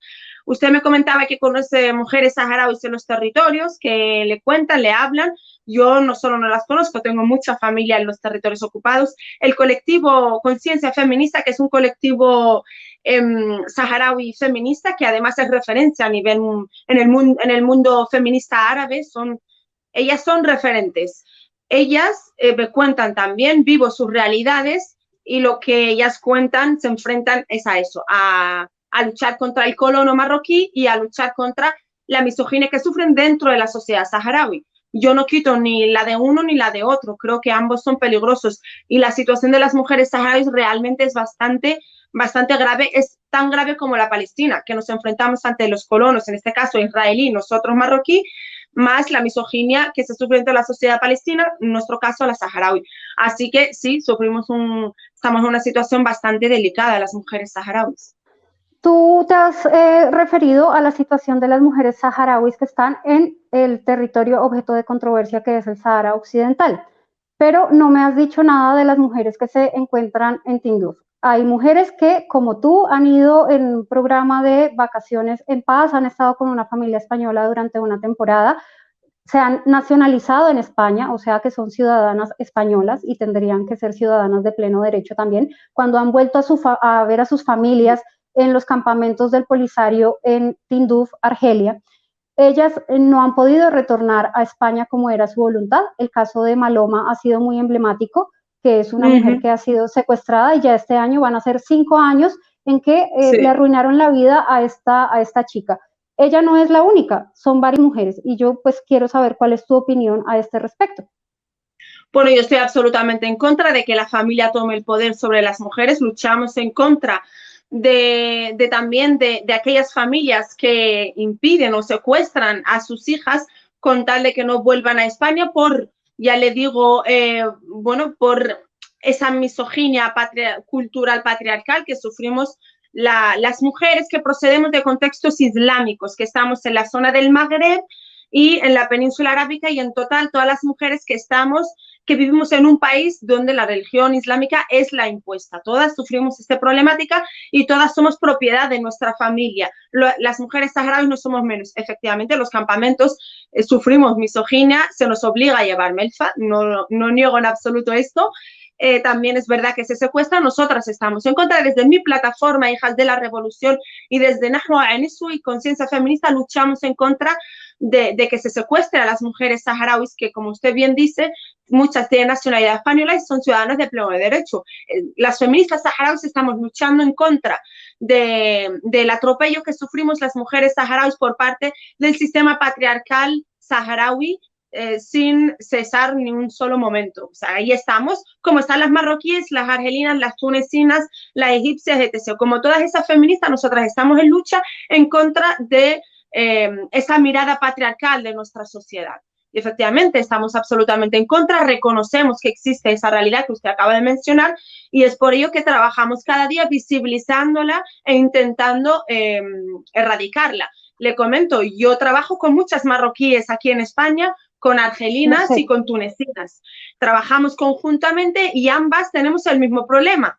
Ninguna está peor que la otra, ambas tenemos el problema, y es que el Islam es la religión institucionalizada y por tanto se invade nuestro cuerpo como mujeres en beneficio del hombre musulmán. Nazara, ¿por qué crees que después de más de 4 décadas de esta controversia no ha sido posible hallar una solución y si crees que habrá una solución para este contencioso? Perdone, ¿puede repetirlo otra vez que no lo he escuchado bien? Perdone. Sí, ¿por qué transcurridas más de 4 décadas de este conflicto, de este contencioso territorial, no ha sido posible encontrar una solución? Y si tú crees que va a haber una solución en algún momento o pasará bastante tiempo más para que la haya. Bueno, yo deseo que la solución sea pronta, que haya una solución lo antes posible. ¿El por qué no ha sido posible? Bueno, porque sinceramente hay intereses geopolíticos. Además, Marruecos tiene bien atada a la Unión Europea, como tiene el poder sobre la inmigración ilegal a través de las pateras, etc., pues claro, Europa nunca se atreve a enfrentar los chantajes que continuamente el reinado de Marruecos realiza a la Unión Europea y, por tanto, hasta que Europa no enfrente los chantajes que recibe continuamente por parte del reinado del monarca absoluto, Mohamed VI, nuestra situación va a estar estancada. También hago una crítica desde aquí contra la estrategia que realiza el Frente Polisario, que para mí es una estrategia pasiva, es una estrategia caduca y creo que deben de cambiar de modo de lucha, modo de estrategia y deben enfocar en la lucha en pos de la liberación de nuestro territorio de otro modo, no este que ya está muy desfasado. ¿Y cuál sería esa nueva modalidad o esa nueva estrategia? Bueno, ajustarnos a la globalización actual, a la realidad actual, que la juventud tome el mando, sobre todo la juventud preparada y que entre todos nosotros podamos buscar estrategias para poder buscar una lucha más eficaz y válida y efectiva en pos de nuestros derechos. Mientras el mando viejo, la vieja escuela siga todavía teniendo el mando de la lucha en pos de la liberación de nuestros territorios, seguiremos en las mismas, que son unas ideas, desde mi punto de vista, caducas, desfasadas, y creo que la generación tiene que tomar el mando. Sobre todo, la estrategia debe ser pacífica como siempre ha sido, pero distinta. Creo que hay muchas maneras para luchar, muchas maneras que pueden ser muy efectivas para luchar en contra de la ocupación ilegal de Marruecos sobre el Sáhara Occidental, pero la juventud tiene que tomar el mando. Para ello, toda la juventud se tiene que reunir y tenemos que pensar entre todos qué estrategias son más eficaces. Y hablando de esa necesidad de adoptar estrategias digamos, del siglo XXI, en esta pues, causa que les anima a ustedes, ¿no consideras que sería oportuno también modificar el lenguaje, las partes? No hablo solamente de los saharauis que plantean una independencia, hablo en general tanto de marroquíes como de saharauis que se reconocen marroquíes o pues de las diferentes perspectivas que hay al respecto, de dejar de llamarse enemigos, mercenarios, traidores y adoptar un lenguaje más respetuoso y en reconocimiento del otro, de decirle un adversario, un opositor, un disidente. ¿Qué opinión tienes tú a este respecto? Sí, estoy de acuerdo en que es hora de cambiar el lenguaje, es hora de ver al marroquí como enemigo y el marroquí es hora de que deje de ver al saharaui como enemigo. Como le repito, yo trabajo con feministas marroquíes, muchas las considero hermanas, lucho por sus derechos como lucho por los míos y ellas luchan por mis derechos como si lucharan por los suyos. Entonces hemos creado una hermandad entre nosotras, aún sabiendo la postura que yo tengo y la postura que ellas tienen. Entonces, creo que nosotras, las feministas saharauis y las marroquíes, estamos siendo ejemplo de cómo hay que iniciar la lucha, de que se puede unir lazos y encontrar un entendimiento, siempre y cuando respetando la autonomía de cada uno del otro. Entonces, yo siempre pongo como ejemplo la unión que hemos creado muchas feministas saharauis y marroquíes y cómo nos estamos cogiendo de la mano y luchando en contra de un enemigo en concreto, ¿no? Que en este caso es el patriarcado islámico. Así que nos pongo como ejemplo para mejorar esas relaciones, como bien dice. Cierto que puedo entender el desgaste de los saharauis que están bajo la ocupación ilegal de Marruecos sobre el Sáhara Occidental, que continuamente sufren represión, y puedo entender también la postura de quienes estamos en los campamentos refugiados, que vivimos en unas condiciones bastante infrahumanas. Puedo entender ese agotamiento. El agotamiento no puedes dirigirte a una persona como con buenas palabras, sabiendo que mi caso, mi abuela murió sin saber de qué murió y murió de una manera muy lenta y se le caía la piel a cachos y no le pudimos ni siquiera aliviar el sufrimiento porque fue en un campamento de refugiados. Vivir eso es muy duro. Entonces, ver al marroquí como amigo sabiendo lo que ha sufrido tu propia familia por estar en el exilio es difícil, pero es posible porque yo soy el ejemplo. Creo que es hora de dirigirnos con respeto, como bien dices, pero buscando alternativas y estrategias positivas para que el Sáhara se independice, que creo que es la única vía posible.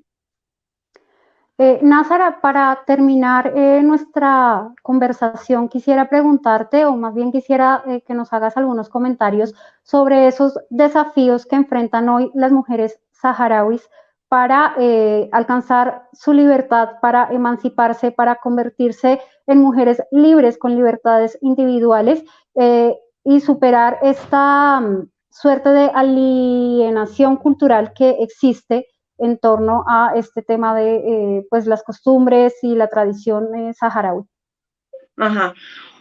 Bueno, las mujeres saharauis, sobre todo las feministas saharauis, que somos poquitas, pero silenciosamente estamos creciendo, como todas las feministas con una perspectiva del feminismo secular y laica de todo el mundo, pues de todo el contexto islámico, es en contra del patriarcado islámico. En el caso de las mujeres saharauis, tenemos dos muros inquebrantables, que es la cultura saharaui, que es bastante misógina, y que es el patriarcado islámico, que está basado en la moral islámica, que es bastante potente y que realmente nos priva de nuestra libertad. Aparte de eso, también luchamos en contra de la, como le he repetido, la colonización marroquí y el abandono internacional de nuestra causa, que nos perjudica como mujeres y nos impide el desarrollo y nos impide sobre todo a las feministas saharauis consolidarnos y poder dirigirnos a un sistema para poder cambiar las leyes, ¿no? Que creo que a través de las leyes se consigue muchísimo y a través de la educación, a través de, bueno, de los medios de comunicación, y como no tenemos estos medios ni tampoco no lo tenemos en nuestra sociedad, no podemos acceder a ellas, y al no poder, pues realmente toda la lucha que estamos haciendo muchas veces se queda en papel mojado por la dificultad de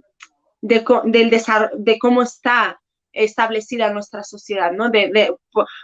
También por carecer de un sistema al que poder dirigir, que creo que es muy importante para las mujeres saharauis o las feministas saharauis poder dirigirnos a un sistema, cosa que sí tienen las marroquíes, las argelinas, las tunecinas, etc. El día que tengamos eso, creo que vamos a poder mejorar mucho, pero ahora mismo estamos luchando, sí, contra ese patriarcado islámico que está en nuestra sociedad y nuestra cultura también, la cultura saharaui, que es tribal, misógina y bueno, que las mujeres somos un mero objeto a dominar para ellos. Nazara, muchas gracias. Pues más allá de tus posiciones políticas o ideológicas sobre las cuales yo podría tener alguna diferencia, quiero que sepas que admiro mucho lo que haces, que hay que tener mucho coraje para hacer lo que tú estás haciendo y remover esos cimientos tan sólidos y anclados de machismo, de tradición, de religión, que impide el libre desarrollo de las mujeres, en este caso de las mujeres saharauis. Creo que tu voz, aunque es una voz minoritaria, merece ser escuchada y ojalá que pueda llegar a muchas más mujeres saharauis. Muchas gracias por acompañarnos. Gracias a vosotros por invitarme. Que tengáis un buen día. Igualmente, gracias. Pues a ustedes gracias por acompañarnos, también gracias a nuestros invitados en América, África y Europa. Todos han aproximado sus diferentes lecturas y percepciones sobre temas complejos, polémicos, que involucran estos contenciosos territoriales. Creo que lo que nos queda hoy es ver que el mundo no transcurre en blanco y en negro y que hay que aprender a ver esa amplia gama de grises. Gracias por acompañarnos y nos vemos en una próxima emisión de Ida y Vuelta para ver qué está pasando en otro lugar del mundo.